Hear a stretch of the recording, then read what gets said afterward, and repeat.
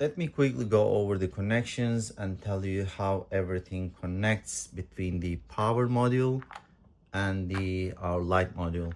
So this is the power side, which directly connects to the battery, converts the high voltage to the low voltage. In our case, low voltage is 12 volts, and goes to our brain side, which also distributes the power to each component and controls them.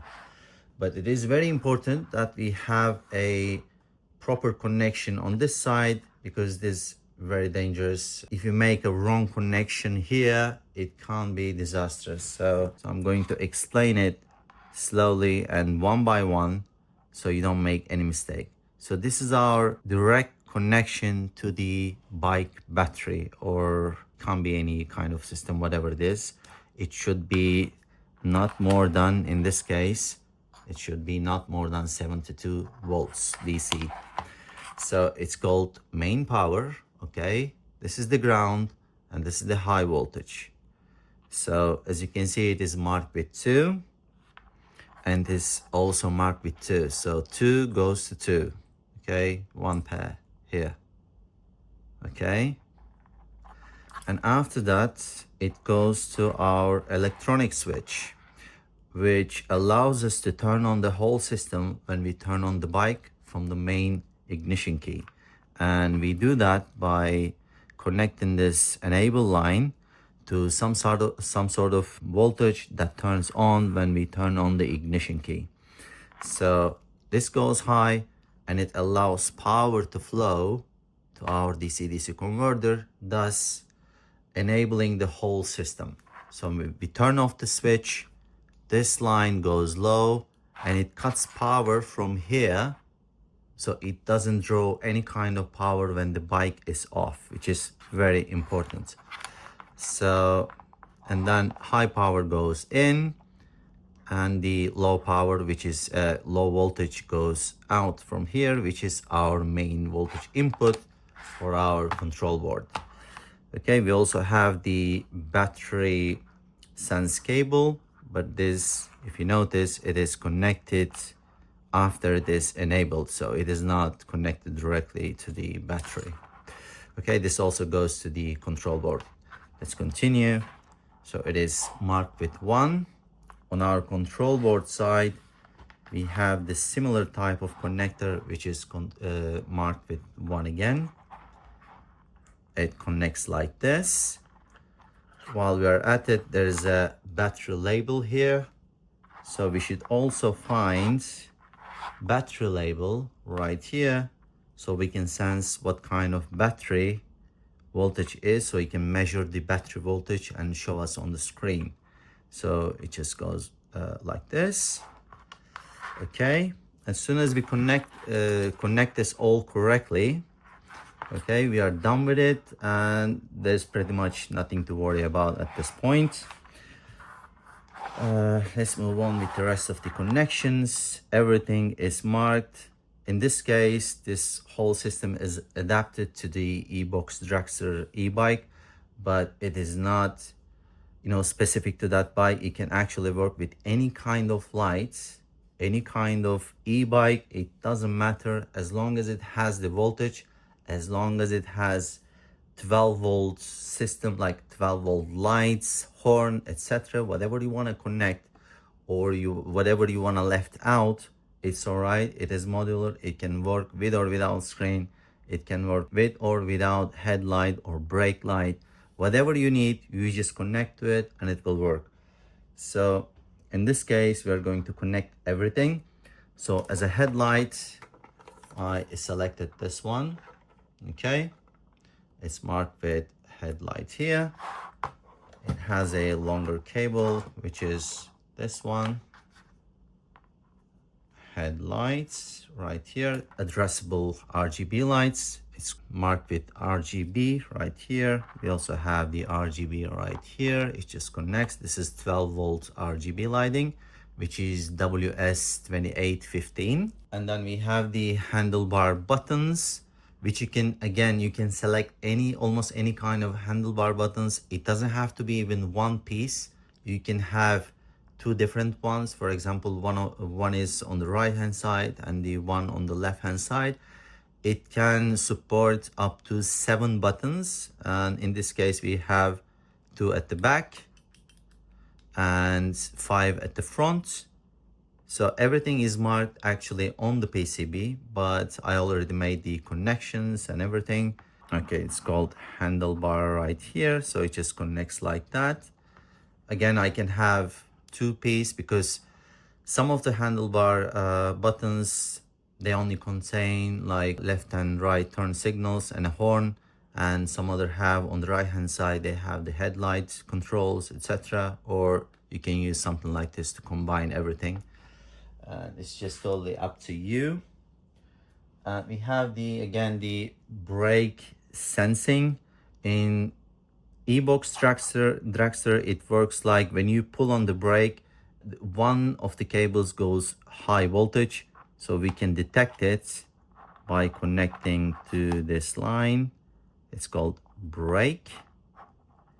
Here and here, you just connect it, and then we have this connection, so you don't have to solder anything. Back stop light, which has the built-in left and right turn signals, as well as DRL.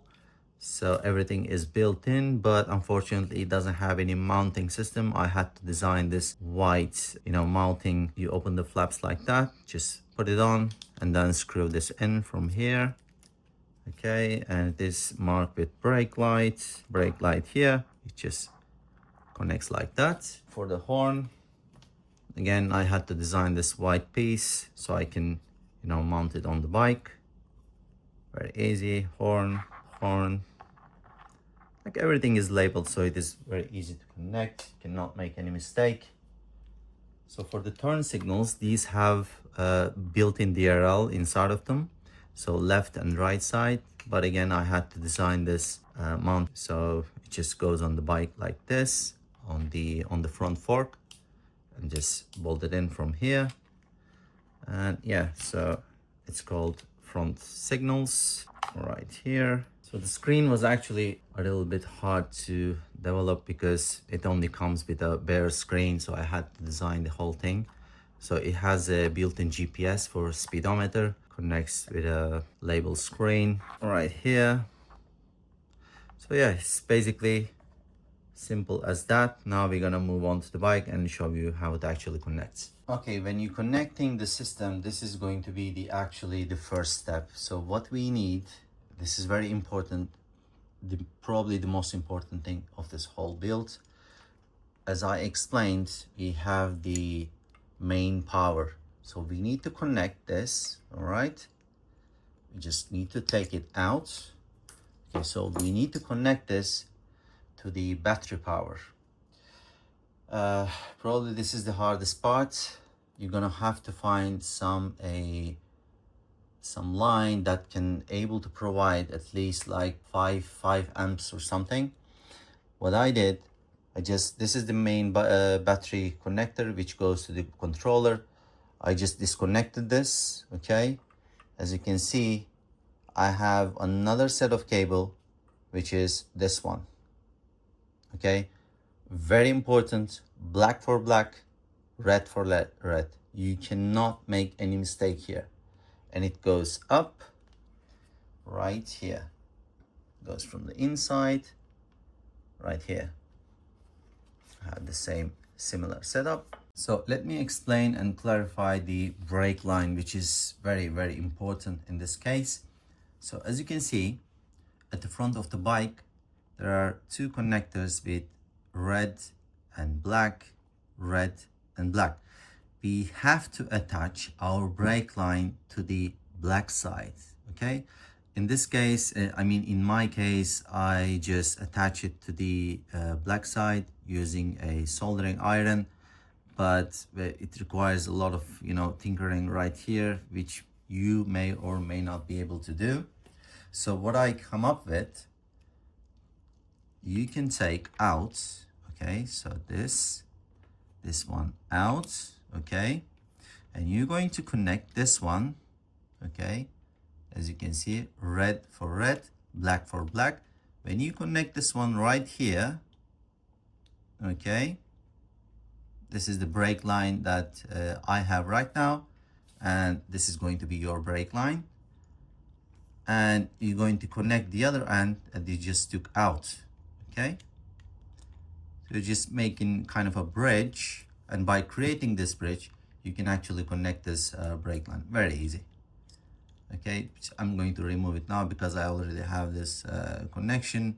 So but you're gonna end up with two more connectors right here, or if you're confident, you just cut this green line and connect it like I did, but it requires you to remove the pin from the screwdriver and the soldered right here if you don't want the extra connectors. But this is very easy and it's very neat. You just push it in this side, push it in this side, and it's all done. Okay, and the other end is already marked with brake and it goes directly to the control board. Okay, so this is a mess, but it will make sense.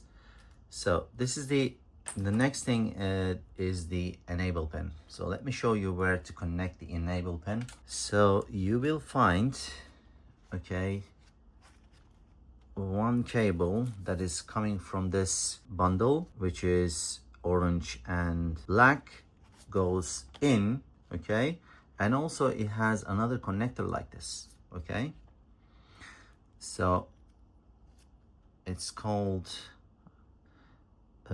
indicator lights here. Okay, so what we need this orange cable goes really high voltage, like the battery voltage, and this is how we detect that we turn on the bike. Okay, so that's why we need to connect the red side to the orange side, just like this. It is very easy. And this bundle of cables, it is this enable pin, so it's the same one, just like this. As you can see, it goes in like that. And then another one was this, but this was on the 12 volt output side. This is to replace the original DC-DC converter that we have in here. It is only 1 amp. That's why we are replacing it with this heavy duty one. And it is actually powering the phone juice, which can charge your phone. You can actually choose to leave it out if you're not going to charge your phone from that port, but I can just connect it right here. Okay, this is the same connector. You will see this is the black red. Okay, it just goes in like that. And then okay, so another one here is the potentiometers. This was kind of a tricky to connect. So in this bundle again, okay, this is my own controller here, so it will be connected like this. As you can see, it is black, red, and at the end blue. It is the same cable. Okay, it is originally connected like this, and it goes to those dials, aggression and the speed. If you don't want these, you can just leave them out just like this. But if you want to control them with the control board, what you have to do, basically just disconnect it and connect the one that comes from the control board. Okay, not this one. This is the RGB, this 3 pin. Where it is? Yeah, here it is.